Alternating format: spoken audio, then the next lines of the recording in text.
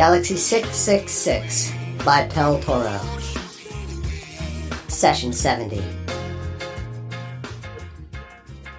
This crazy galaxy is the price that the universe pays for order. 666, eh? By the 7 green moons it was well numbered. There's something strangely capricious about this place. Just as our universe is a motivated universe, this one is motiveless. The real universe, the universe to which we belong, has purpose. This is purposeless. Our universe is straightforward. This one is whimsical, fanciful, and fantastic. This is a temperamental galaxy, a hysterical galaxy, a mad galaxy.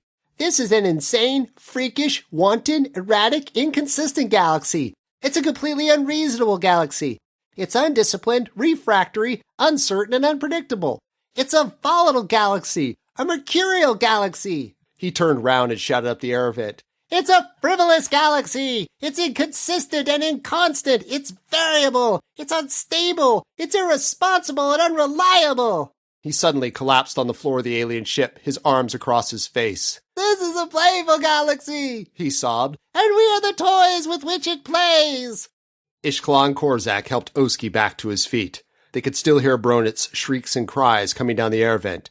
The ship itself was performing the most fantastic set of movements and motions that could ever be imagined, and could scarcely be described. It was not still for a second. Aliens and humanoids together were being thrown and rolled this way and that. It seemed that the end of all things, as far as they were concerned, was only a few seconds away. Yet incredibly they lived through all those wild gyrations and erratic movements. This way and that the ship rolled and swayed. There was absolutely no pattern whatever in the movement that it was undergoing. It was a mortifying experience, to put it mildly. Ishkla's head came into contact with something singularly hard, and consciousness floated from him.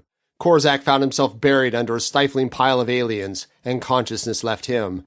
Oski was the last of the humanoids to succumb to the violent shaking and rolling of the ship. Now she was rolling, now she was plunging, and now she was doing a peculiar circumnavigational movement of her own. A second later she spun on her axis. Now she was rotating madly in the opposite direction. Now as the wild man in the control room flung his arms irresponsibly to and fro, the ship fluctuated and oscillated. Her velocity increased and then slowed again. For a few seconds there was a uniform regular motion, and then the continuity was broken. Now there was a rhythmic, recurring movement. The next second, the periodicity had been lost. The ship leapt as though in wild pursuit of something, and then its pace slowed again. It was as though they were in some strange astral current, a flow, a flux, a space drift. They altered course. Their career took them closer to the apocryphal planet, and then farther away. They were dancing, sliding, gliding, skating, maneuvering. At first the motion was progressive, then it became regressive. It was a transitional, shifting motion. The ship had become an unquiet, mercurial dart. They were fluttering and waving like a tattered flag. Now, as most of her impetus left her, the alien vessel seemed to be shuffling and wobbling through space. Then, quite suddenly, everything was peace and stillness. Everything was rest. Nothing was moving at all. Where there had been roughness, there was now smoothness. Everything was as soft and silky as satin or velvet. They seemed to be lying on swan's down. Slowly, Ishkla and Korzak recovered consciousness.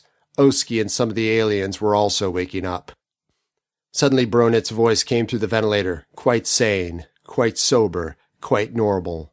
Bronit's own voice. Everybody okay down there? Ishkla got to the orifice first. Yes, we're all right as far as I know. Battered but alive. Then we were right, said Bronit. By the 7 green moons, we were right. There was a long, thoughtful pause. One of the aliens got to its pseudopod and touched Ishkla. Tell the man Bronit that he has saved us all. We will work out a course to the nearest planet of your empire and deliver you there safely, as we promised. A small, strange ship landed on a provincial planet on the edge of Galaxy 665, under cover of darkness. 4 men climbed out. The alien took off. 4 men found a road and stopped the first hovercar that sped along it. They found themselves back in Empire civilization, waiting for a ship to take them back to their own homeworld, the world where Ishkla and Korzak worked on the great computer, the world from which the great adventure had begun. Bronit had solved the problem of the apocryphal galaxy, but the strange, enigmatical nexus between Korzak and Ishkla remained as enigmatical as ever. Here ends Galaxy 666.